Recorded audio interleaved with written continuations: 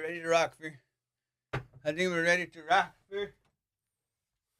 Oh, shit. Look who's made his long-awaited return to the podcast. Douglas. Hi, burglar. We're catching a little bit of a draft today. The studio's got a draft.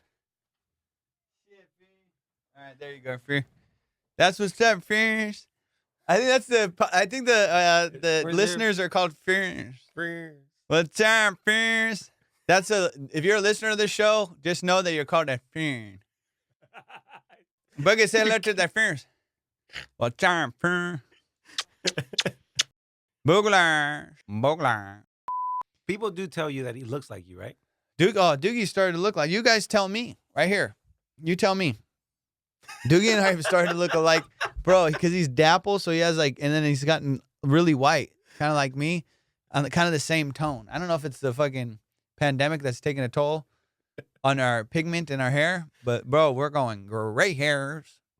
We're gonna do this section. It's fast headlines. Okay. This is a section, fast headlines with punchlines. All right. Bounce lines. It's headlines with bounce lines. Oh, headlines with bounce lines. There you go. We just discovered a segment. Go ahead. Daft Punk breaks up after 28 years. I never knew Daft Punk was together. I thought they were one guy. I didn't know Daft Punk was a group. Yeah. There's two guys. Two guys with the helmets. What a time to break up. You'd think this is the time they'd stick together, dude, during COVID. They both got masks on. They never even had to follow the protocol. They were following the protocol before we even had a pandemic. Headlines with bounce lines. What's another one, dude? The new Eddie Murphy movie came out on Amazon Prime. Coming to America 2. It's never good when your shit's on Amazon Prime. You know what I'm saying? There's other platforms. Amazon to me is we couldn't get it on Netflix. That's what they should call Amazon Prime. Who knows, man? Maybe they dished out a lot of money trying to compete, but to me, it's always the superior content will be on Netflix. But right now, people are hurting for fucking content, dude. There's documentaries I'm watching from 5 years ago that they're just getting. And I'm assuming that those documentaries were pitched to Netflix at some point, and now they're just like, hey, man, you remember when you came in with your idea and we shot you down and ruined your dreams? Well, we need content. How about that documentary you made? And that now they're picking up the old shit, slightly used, revisiting content that they, shot down probably before. All right, I'll give you another topic. Studies show that 60% of the population are now investing in stocks. And the other 40% are happy. Dude, having stocks is the most miserable thing you could have. Ups and downs, bro. I don't know how many times you wake up, you look at Robinhood or whatever app, which I'm assuming now is Robinhood that people are investing in. You wake up, you look at that thing. Sure, it's user-friendly, but that bitch will depress you in a heartbeat. Every morning I wake up, I look at that, and I'm like, oh, it's down. And when it's down, you're going to have a bad day. Just in general, you're just thinking about that the whole time, So it's a curse. And I've only invested $300. Imagine some of these people wake up, they lose 15 racks. You were saying your buddy? Yeah. Dude, that shit, yeah. He shouldn't have it. He's a UPS driver. Bro. Stop. That's for a rich people's game. If you have a regular job, dude, you shouldn't be having a portfolio that's diverse. Do you know what I'm saying? Because it's different mentalities, bro. That's people have committed suicide over losing their life savings and shit, investing inappropriately, or also investing without the knowledge that some of these hedge fund manager guys that know what's going on, and they do because they're in the inside, bro. They're all inside. Everything's inside trading. The only guy that I have fucking advised me about my stocks, Bogler. And he doesn't know that much about it, dude. He told me to buy PetSmart. Bro, that stock's been going down forever. Everyone's buying their shit online. Chewy.com. Chewy.com, that's like a pet thing where everyone goes online and buys their shit there. They fuck you over so bad, dude. Doogie was on medication one time for like 2 weeks. I'm still getting his medication because I'm on repeat. You know when they do that? That's the trick with Chewy. Those sons of bitches. They get you on a repeat thing so you forget. Like subscription-based providers or whatever you call it, they always count on you forgetting to cancel. You know, they go 1 month free. They'd love for you to try that 1 month because then you're going to forget. So they're actually getting 1 month paid out of you because then that next month you're going to go, oh, fuck, I forgot to cancel. If you don't think I call customer service, you're out of your mind. I spent an hour on customer service today with Apple for some headphones. Headphones! Because the noise canceling is fucked up. And the AirPods, man, I don't know where Apple gets off charging so much for these AirPods. They got so many like counterfeit look-alike AirPods that are the same thing. I'll tell you guys a review of one I just ordered from some Armenian guy. Let's see what they're like. Yeah, Headlines with punchlines. That's it. I got one more, but it's What not is really a headline. Today's the Women Empowerment Day. I guess I'm a chauvinist for not knowing that. Women Empowerment Day, that's what it is today? Yeah. I love that. And all these like national this day or that day, and then you got to post a picture of the fucking pizza or whatever you're eating because it's pizza day. Who's making the days? Who made these up? It's national. What's up, parent? That's what day it is to me. What's up, parent? Is it fair? Yeah. And then you just add the what's up? Yeah, it's just, hey, parent. How do you spell that? I don't know, man. Now you're asking me questions that are out of my scope. Headlines with punchlines. 90% of teachers decided not to go back to work. But my homie, he's a PE teacher, and he does want to go back to work. Well, as a PE teacher, he's not really a teacher, one. Two, he probably wants to go back to work because he's a pedophilia. Because, dude, you got to think. Think about it, dude. Why would he want to go back to work, man? You're a PE teacher. You're probably getting paid not to be at work, right? All the teachers are probably, and like you can't do Zoom PE. So he wants to get back into work so he can watch them little boys shower. So you got to check your friend, dude. Let's cancel JR's buddy. We'll find out who it is and I'll get back to you. That's weird that he wants to get back to work, dude. I mean, no one's talked about this. This pandemic has probably been the hardest on sexual predators. No, dude, you can't go outside. You know how hard it is to molest somebody 6 feet apart? It's hard to do. What else, Fishty?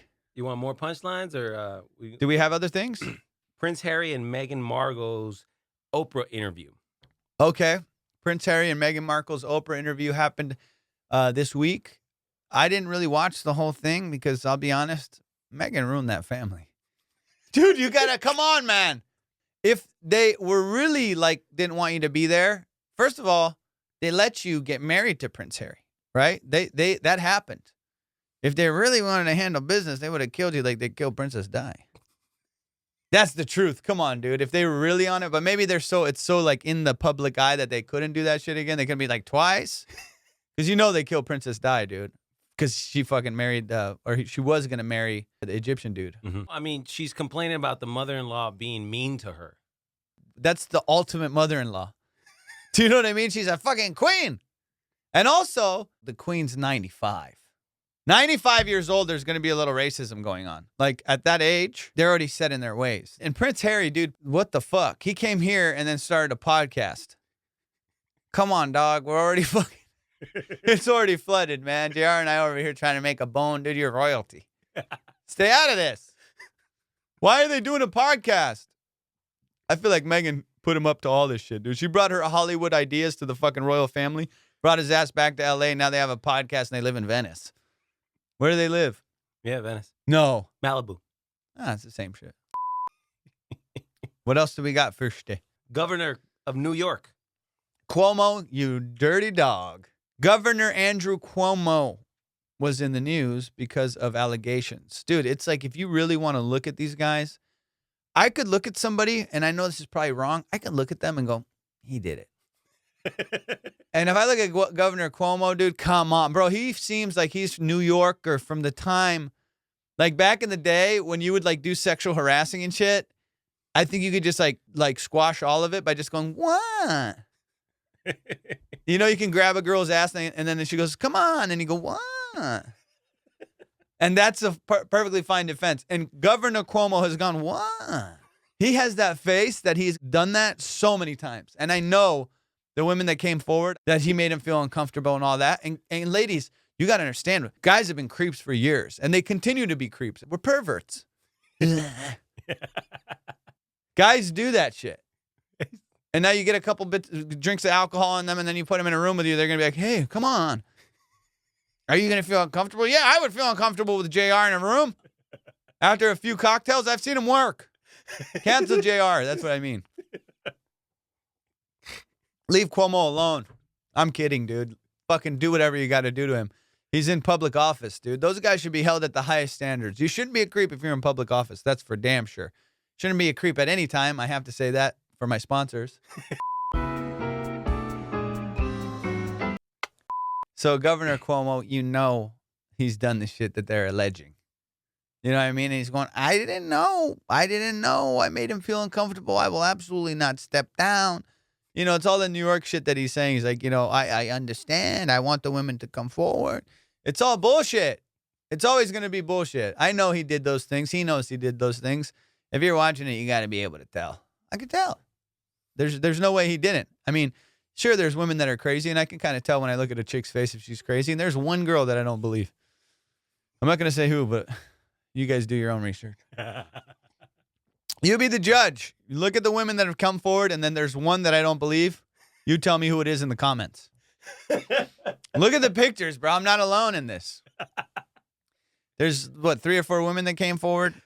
One of them, how many is there? 5? Jesus Christ. This guy's a creep. And the Cuomo talk made Boogie uncomfortable. But that's okay.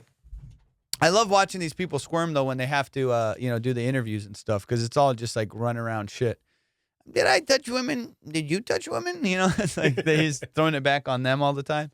I want to apologize to everybody that I made feel uncomfortable. If you felt uncomfortable, I'm uncomfortable. My bed's uncomfortable. You know, there's a lot of stuff to be said. I kiss people. I've kissed men, women, children. He said that shit. That was my favorite. I kiss men. I kiss women. I kiss children. So crucify me. You know, put me up against the wall and shoot me. I don't know what you want me to do, but I'm not going to resign. That's the type of shit. That's the stance he took. You know, I kiss everybody. I kiss my dog. It's my dog. Has he come forward? No, because then he won't get treats. I feel sorry if he feels uncomfortable. Sure. But if he doesn't feel uncomfortable, then fine. He had an intimate embrace with one of them, one of the accusers, and she said that I could tell he was aroused when I hugged. You scumbag, Cuomo. Guy had a boner and was giving hugs out.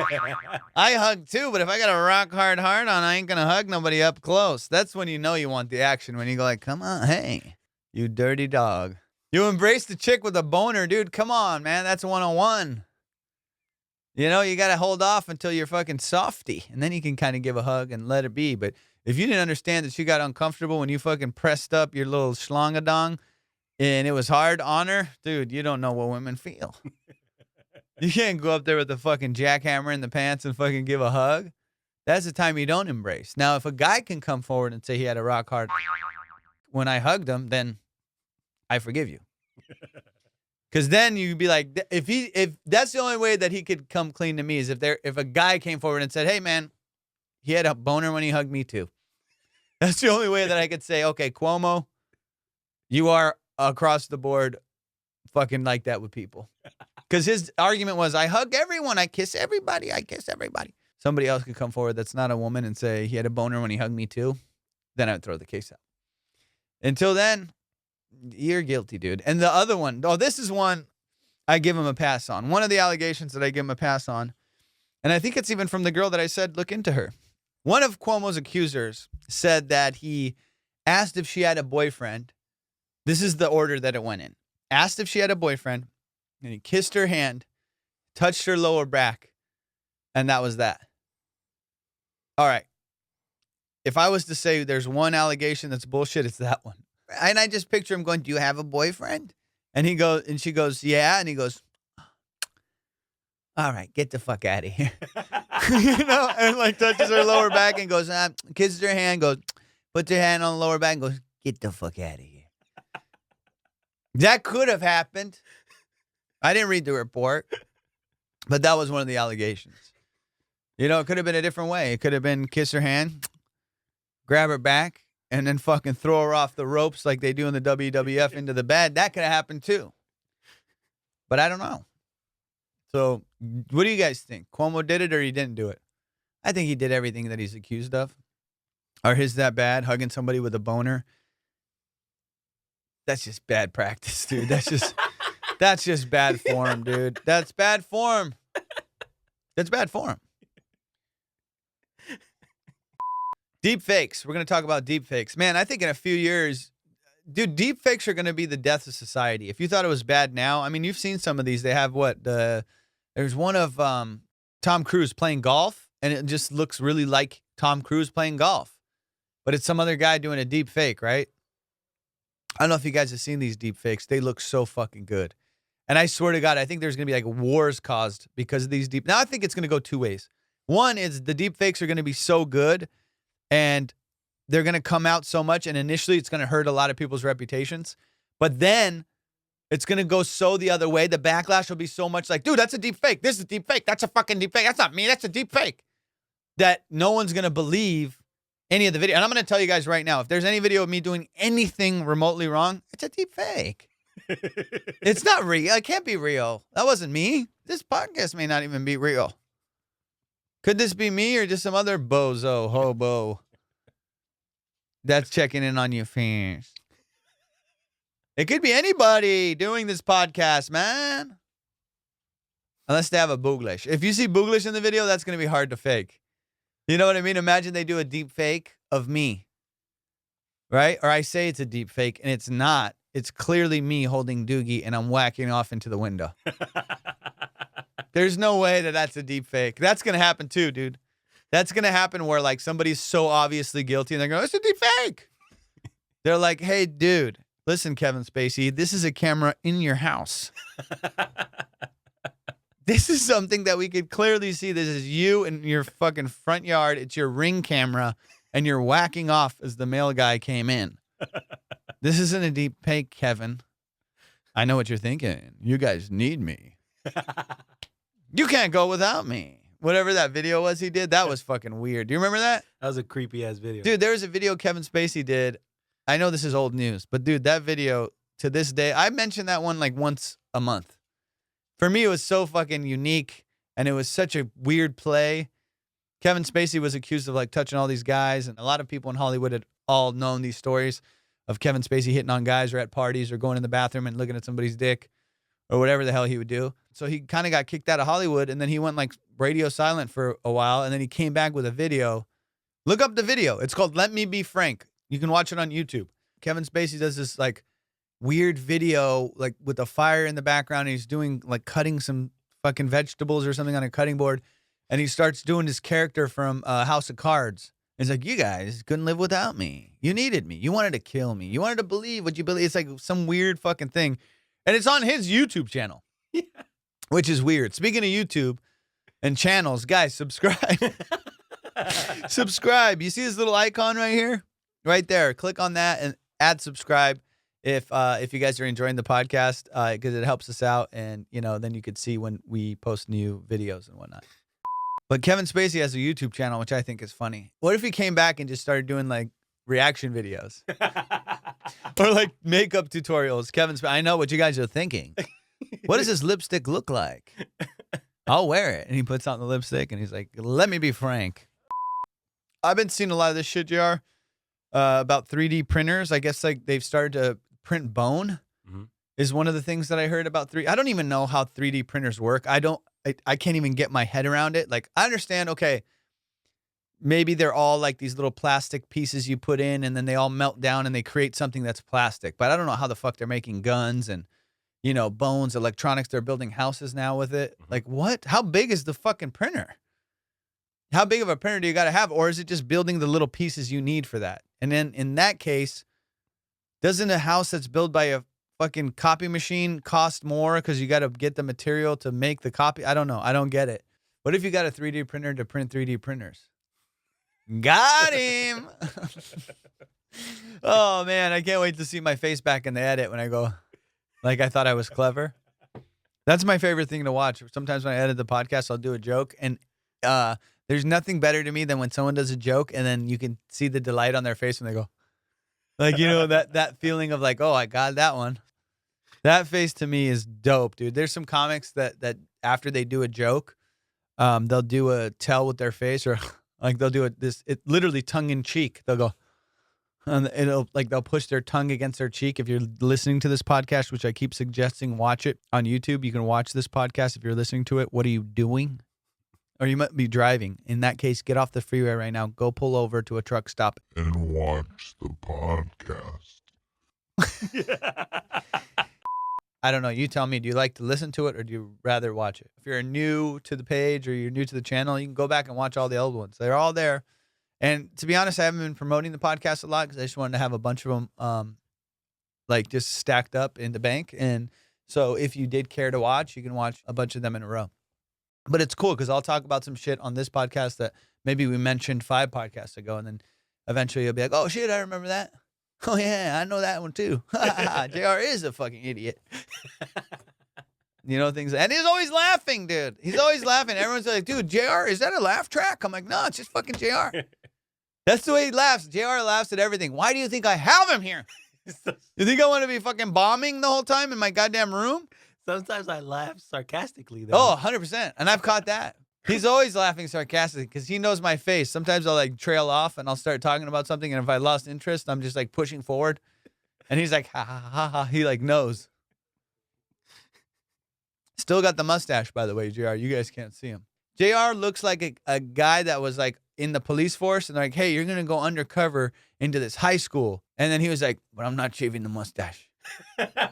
Because he's old, young. Kind of like me. My age, no one knows, dude. I have gray hair and shit, but I dress like a fucking 15-year-old. You look like if you were like an old school producer, a music producer that's still trying to stay young and relevant. Oh, yeah. Yeah, when you see those rockers, that's who I am. I'm one of those rocker guys that wears the tight pants, and you go, dude, you're kind of fucking old. You know, those guys, like, those rock-looking guys that, like, have the tattoos, but they're, like, super old. When you get up close, you go, God damn, I thought that guy was, like, 30. He's, like, 60. He's like 65, and they still wear those like snakeskin tight pants. That's me, actually. Fuck, I have snakeskin tight pants. Bro, I have too many mugs. Yeah, I saw that. Well, this one's got coffee, and that one's got water. But I think I overdid the coffee today because I'm a little wound up. You ever get too wound up on coffee? Mm-hmm. Bro, I start getting jittery, and I start getting anxiety. It's like doing a bad batch of coke. All you drug dealers know what I'm talking about. Jamie Masada. Guys, this is Jamie Masada from the Laugh Factory. We're going to take this call live. Ladies and gentlemen, Jamie Masada. Ladies and gentlemen. Where are you? What's going on? What's happening? I haven't seen you around and see what's going on. Jamie, I don't know if you're aware there's a pandemic going on. There's a big lockdown. No, I didn't know that. Jamie, you're live on my podcast right now. What we doing a show for No Rules. Yes. So I'm in, buddy. You know that. I love you. You're the best. Well, who else is on the show? Maz, Max, whatever. Alonzo Bowden. I'll have to cut that out.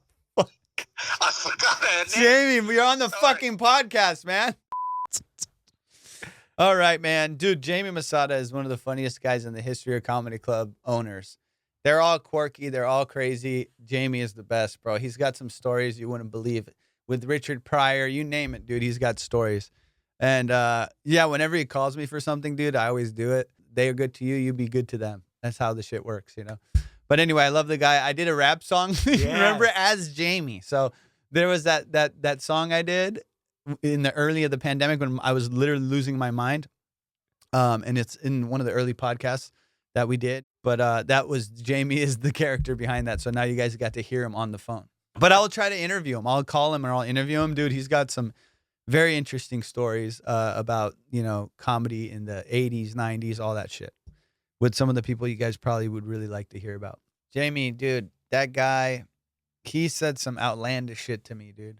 This is just one example. He was like, he used to be a comedian, Jamie Masada, at the Comedy Store, right? And this is when Mitzi Shore had the Comedy Store, and he was a door guy for Mitzi when he was like 17, 18 years old. He was super young, moved to LA, and he was trying to be a comedian. And then something came up where he could buy the building that the Laugh Factory's in, or like a little portion of it. And it used to be like a Chinese food restaurant or something. So he bought it, but he told me when he was a comic, He told me when he was a comic that he would do like gimmicks and shit. He loves gimmicks. Like he'll tell you, like, do more P war. P is funny. P pirate. Like that. But Mitzi was the same way. Mitzi Shore was notorious for telling people like, have a gimmick, do your thing. Like you're the scarf comic, or tell Mark Maron to wear a scarf. You're a poet, like whatever.